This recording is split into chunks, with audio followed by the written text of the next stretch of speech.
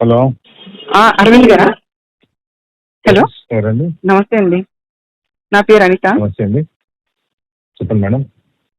Sir, Bandi Sanjay గారు అబ్బాయి చేసిన పనికి మీరు అసలు ఒక్క మాట కూడా ఎక్కడ మాట్లాడలేదు, తప్పని.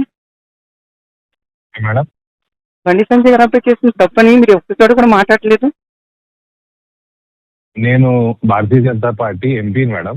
అవునండి. మా పార్టీలో అడిగినప్పుడు మా పార్టీలో మేము చెప్తాము. అంటే బయట ఎక్కడ అన్యాయం జరిగిన చోట మాట్లాడాలో మీరు మాట్లాడతాం. అన్యాయం జరిగిన చోట ఖండించరా మీరు? మేము ఖండించాల్సిన చోట ఖండిస్తామండి. ఖండించేది ఉంటే ఖండిస్తాము. ఎప్పుడండి? ఎవరు అనిత అంటే మీరు ఎక్కడి నుంచి ఫోన్ చేస్తున్నారు? నేను లోకల్ అండి, హైదరాబాదు. నేను ఈ లోకల్ హైదరాబాద్ లో అంటే 1 కోటి మంది ఉంటారు. మీరేంటి, వాట్ ఆర్ యూ? నేను ఉద్యోగిని, ఒక ప్రైవేట్ ఉద్యోగిని. నేను ప్రైవేట్ ఎక్కడ?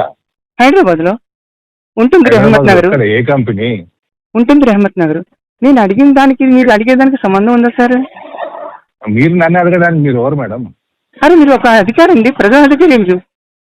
అవునండి, ప్రజల మనిషి అండి. ఒక ప్రజలో నేను ఒక వ్యక్తిగా మనిషిగా మాట్లాడుతున్నాను. జరిగిన అన్యాయాన్ని మీరు ఎందుకు మాట్లాడలేదు అని. నేను మాట్లాడాలి, ఎక్కడ మాట్లాడకూడదు, ఏం మాట్లాడాలని నేను నిర్ణయిస్తాను మేడం. అంతేగాని తప్పని ఖండించడానికి మీరు రారు బయటికి. నేను ఖండించలేదా మీకు ఎట్లా తెలుసు మేడం? అరే, నేను చూస్తాను కదా సార్, టీవీలు చూస్తాను, సోషల్ మీడియా చూస్తాను, అన్నీ చూస్తాను కదా. ఇట్లా ఫోన్లు చాలా వస్తాయి నాకు, అనిత గారు. ఓకే, నాకు మీరు నేర్పించాల్సిన అవసరం లేదు. నేను ఎక్కడ మాట్లాడాలి, ఏమి మాట్లాడాలి, మీకంటే ఎక్కువ రెస్పాన్సిబుల్ గా మేము మహిళల పట్ల, మైనర్ల పట్ల మీకుందండి. అందుకే అడుగుతున్నాను. సో మా బాధ్యత లేదో మీరు చెప్పాల్సిన అవసరం లేదు మేడం. నేను చెప్పట్లేదు సార్. బాధ్యత ఎక్కడ నేను జరిగిన తప్పు అని ఎందుకు ఇప్పటివరకు మీరు ఖండించట్లేదు? ఎక్కడ అది మీకు తెలియదు. మీకు తెలియకపోతే నేను చేసినట్టు చేయనట్టు కాదు. ఓకే, ఓకే, సరే సార్, థ్యాంక్ యూ. సరే, బాగా చేసుకోండి పని.